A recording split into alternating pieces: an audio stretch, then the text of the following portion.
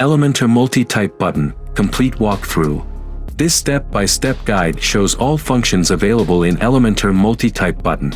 If you still have questions, check out the FAQs or use the contact form on the shop page. Content tab.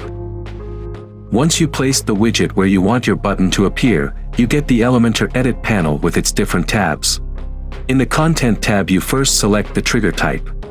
You can choose between icon, button, image, or text. Then you can choose the link and the trigger ID, which both resample the native Elementor's widget settings. Under Trigger, you find the settings according to your choice in the General section.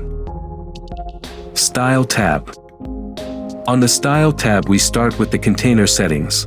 The options there are addressing the settings of the wrapper container that is automatically applied to the widget's trigger element. Next is the Trigger section, where the settings again depend on the trigger selection you did within the Content tab. We took special care for the often used icon plus text button constellation, where we even added an above or below to the icon settings for the button trigger, which is missing in the default button widget. And as promised, we made sure that even the simple text button has its hover settings. That's Elementor Multi Type Button, 4 types of buttons in one widget. Get it now on haywood.tools and make your life easier and your projects better.